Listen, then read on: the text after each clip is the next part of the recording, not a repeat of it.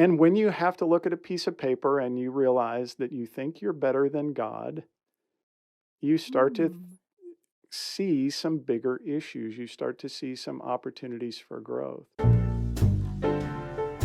Welcome to Coffee with a Couple Cure, where we share practical tips for your relationship before you finish your first cup. Here's Jay and Lori Pyatt. Hi, everybody, and welcome to another episode of Coffee with the Couple Cure. I'm Jay. And I'm Lori. Today we're going to be talking step 5. And just as a caveat, Jay is going to be talking about sin a lot in this episode. And all sin is, if you look at the actual definition, like Hebrew and Greek definitions, it's basically just missing the mark. So I know a lot of people have a problem with that term, but it really is just here's a mark and we missed it. So hopefully that'll help you be able to stomach that word a little better if you have Right. an issue with that word. The other thing I would say is that, if the idea of sins and falling short of the mark and all of that is a struggle for you, that's where it's a liability. It's not getting you to your goal. Right. It's holding me back from something. So, again, I want to try to help as many people as I can, regardless of what direction you're coming from, whether you're Christian or not. And also, Jay talks about the big book as his foundation for these steps. Like we said before, we're Christians and we obviously then turn to the Bible. The unfortunate thing is there's a lot in the Bible about recovery, a lot that if people were to do it, it could actually free them of their boundedness, their bindings when it comes to addiction. It's just, it's not as plain as these are. Right. And never does it say, okay, step 1, do this, step 2, do this. And that's part of the reason why I'm kind of relating these to biblical principles and the steps to Christianity. And Right. on that topic, this one would be confess your sins to one another, confess your sins to God. Do look closely at what you've done, what your tendencies are, where your spirit might not be strong. And in practical terms, basically, it's what do you do when life gets uncomfortable? What are your coping mechanisms? That's all we're really talking about here. Step 5 out of the big book is a partner step to step 4. So in step 4, we made a searching and fearless moral inventory. In step 5, we admit to God, to ourselves, and to another person the exact nature of our wrongs.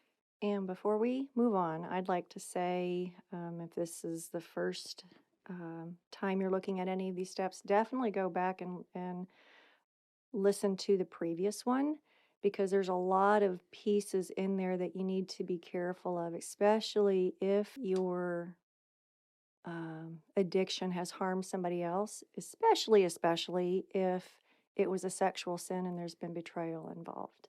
Yeah, yeah, absolutely. So the first part of this step says we admitted to God, to ourselves, and to another person the exact nature of our wrongs. Um, we admitted to God. When I was in active addiction, when I was using, I was talking to God, but I wasn't really admitting to God what all was really going on. I was acknowledging my sin, sort of, and I think I was kind of holding back not only from the all of the sin, but really um, putting in front of God what else I knew that was going on because I knew that this would hurt Lori, and I wasn't talking to him about that. I knew this could cost me my job and my marriage, and I wasn't talking to him about that. Um, which is the second part of this, we admitted to ourselves. The first person I lied to was myself, and the first person I need to tell the truth to is myself. I really need to get what is true right in front of me. The best way to get those first two things to happen is to talk to another person. So, in talking to another person, um, we, I've been talking to my guys about this.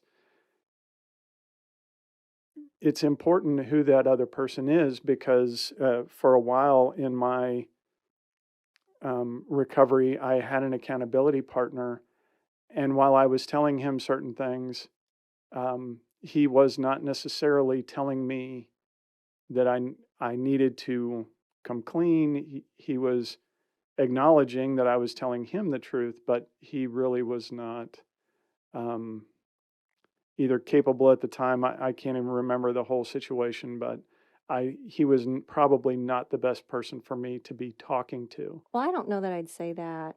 I don't know if I'd go that far. He did.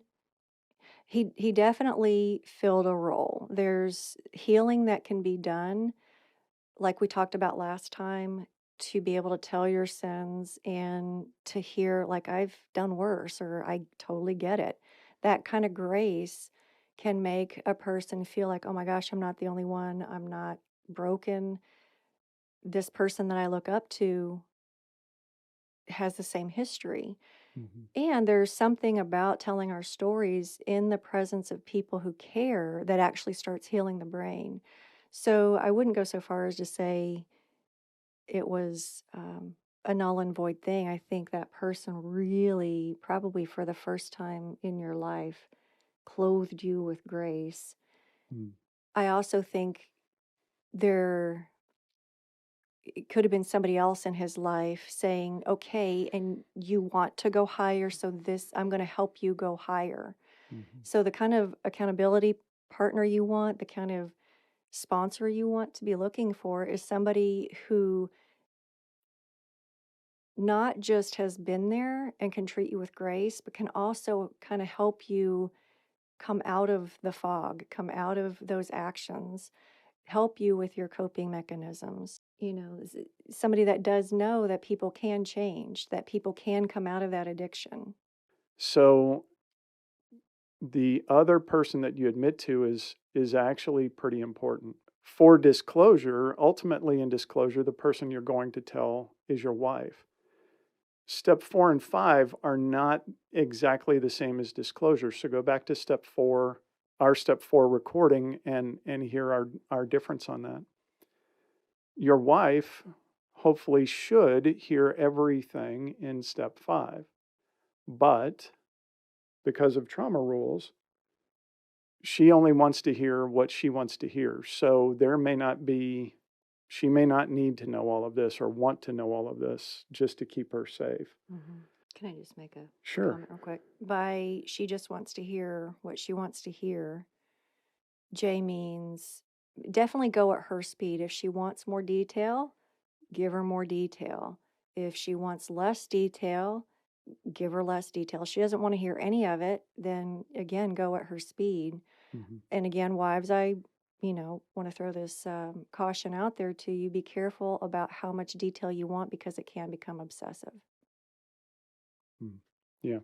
So that's where having a sponsor, a trusted friend, someone that you can go to and tell them um, all of what you found out in step 4.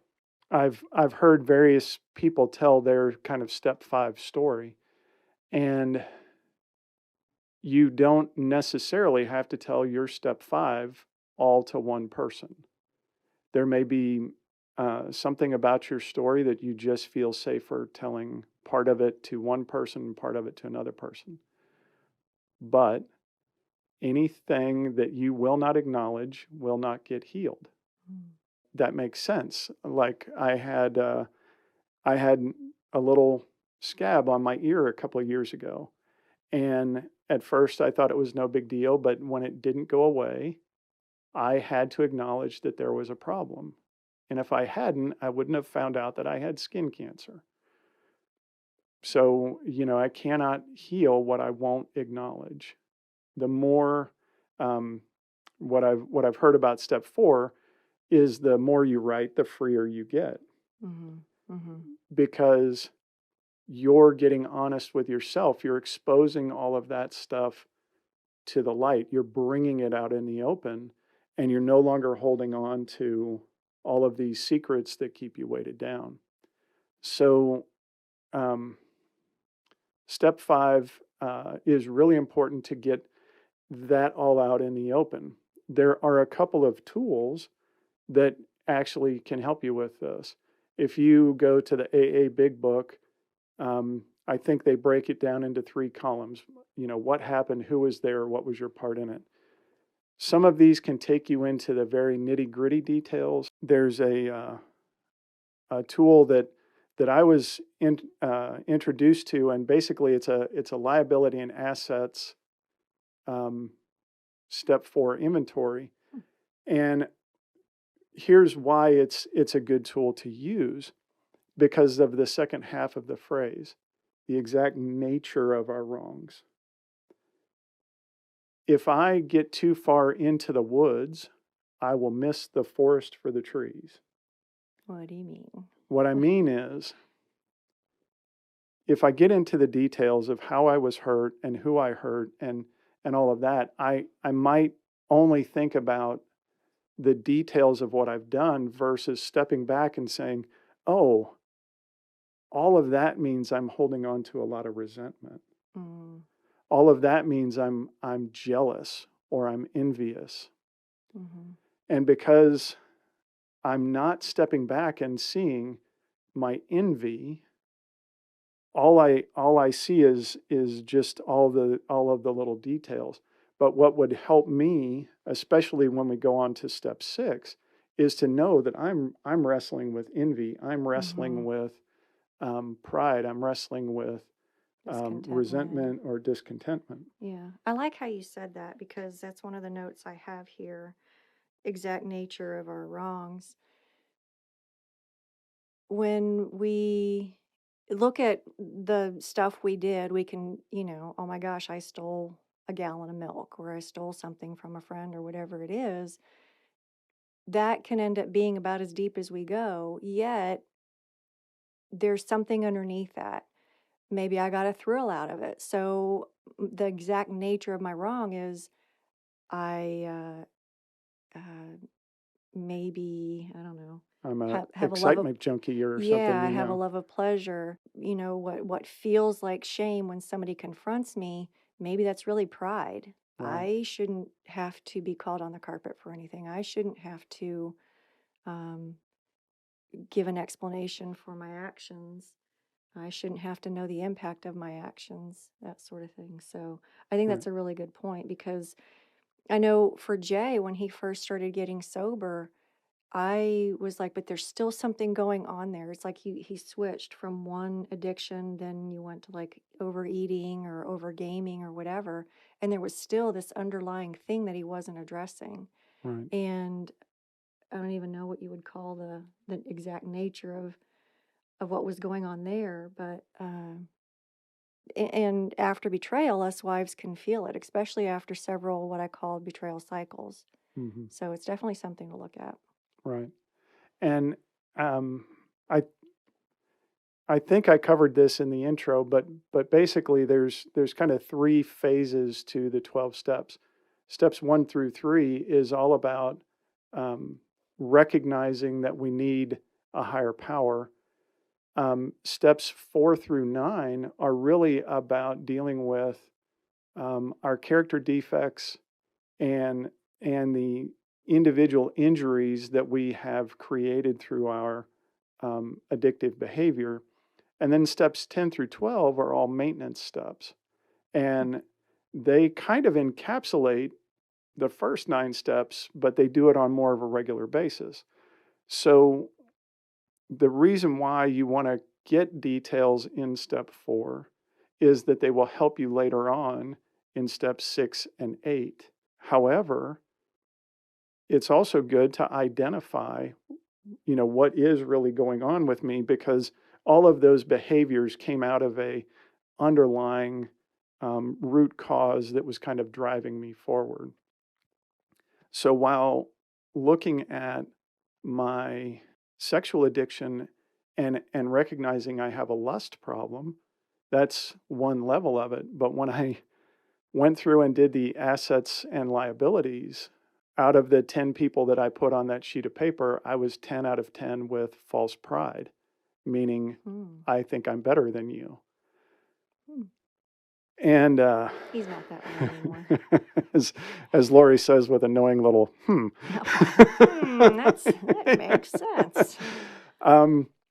And when you have to look at a piece of paper and you realize that you think you're better than God, you start to see some bigger issues. You start to see some opportunities for growth. But if I hadn't stepped back a little bit, all I would have seen was, the tidal wave of lust issues that I had, the dishonesty that I had, but I wouldn't maybe have seen that I had that much thinking that I'm better than other people.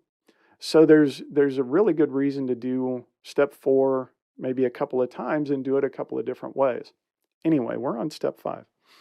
So step 5 is about getting that now out into the light. And so if I say to another person, yeah, not only do I have a lust issue, but I have a false pride issue, which means I think I'm better than you, that puts you in a place now of hey, somebody who's trying to help me, if it's my sponsor, if it's my wife, if it's another trusted friend, somebody who's trying to help me now knows kind of some of my issues, and they can support me in that, which is beneficial to our recovery. So that I think covers step 5. I have a few notes. Yeah, so I'll let Lori make some comments here. Okay. Jay mentioned earlier talking to God but not really admitting. If you I love how Jay explains these steps as a spiritual journey. This is meant to bring you closer to God. I know for a long time Jay seemed really surfacey, really rote, almost mechanical in his relationship with God. And after working these steps and some other stuff, he, I think now is much, much closer to him. But getting back to the subject, Jay mentioned self-deception, and I believe it was episode, I'm not sure what, in season 2, but look up self-deception and we'll dive more into that. But being around people who are in the program, there is a lot of self-deception that addicts seem to have. So that's something definitely to look into. And Jay just mentioned lust, so I want to kind of back up and go, even though that can be a hard thing to admit for some people, others it's almost like a catch-all. So you want to kind of dig even deeper to find the exact nature of that part of it. Maybe it is a love of pleasure. Maybe it is just a discontentment. Maybe it is an entitlement. Maybe it is, I don't know, what else would you say it might be?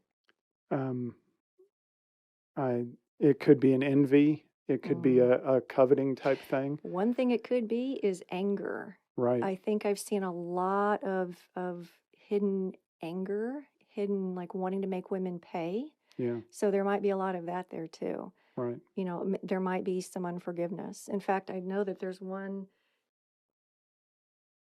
person in the helping community that's been doing this work for a really long time, and he said in 100% of his clients, there is the issue of unforgiveness. So there might be something there to look even more deeply into versus just the kind of staying on the surface level of lust. Well, thank you everybody for joining us today. We covered step 5, and we look forward to seeing you on the next episode. Bye, guys.